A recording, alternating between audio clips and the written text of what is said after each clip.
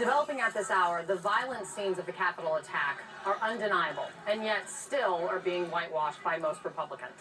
Now, the top Republican in the Senate, Mitch McConnell, is stepping into the divide once again, calling out the RNC over that party resolution that dismisses what happened that day as, quote, legitimate political discourse. Listen here. We're here. We saw what happened. It was a violent insurrection for the purpose of trying to prevent the peaceful transfer of power after a legitimately certified election. But just as Mitch McConnell is condemning nonsense and leaning on truth, his counterpart in the House, Kevin McCarthy, is not. CNN's Manu Raju is live on Capitol Hill with more on this. Manu, what are you hearing about this today, and what's going on between McConnell and McCarthy?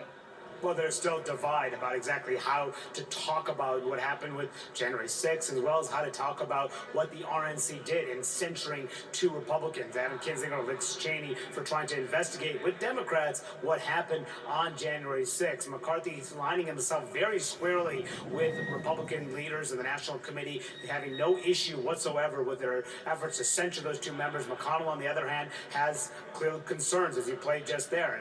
And also, other members of the House and Senate are dividing about this as well. I just had a chance to catch up with the former Vice President Mike Pence's brother, Greg Pence. He's a Republican, served from Indiana, and who has, of course, his brother last week spoke in Florida condemning Donald Trump, essentially saying what Donald Trump was wrong and suggesting the Vice President on the day of January 6, 2021 could have overturned the electoral results. Pence made clear that he sides with his brother on this issue. I'll stand by my brother now and forever, okay? It's mostly a peaceful protest. It was a peaceful protest? What about happened in here? Mostly a peaceful protest. You don't think it was an insurrection in here? Violent in here? There were people who made it in the Capitol who shouldn't have, for sure, but tens of thousands of people were here just protesting on the mall and here to air their grievances. What about that?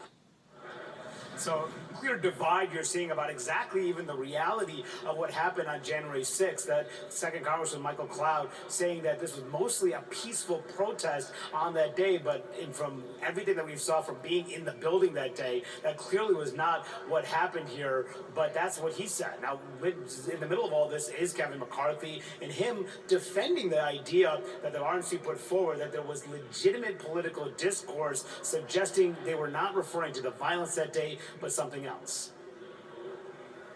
The RNC resolution last week referred to the events of January 6th as a legitimate political discourse. That's not correct. What the RNC was talking about, they were talking about everybody knows anybody who broke in and caused damage that was not called for, and those people, we've said from the very beginning, should be in jail. What they were talking about is the 6 RNC members who January 6th has subpoenaed, who weren't even here, who were in Florida that day.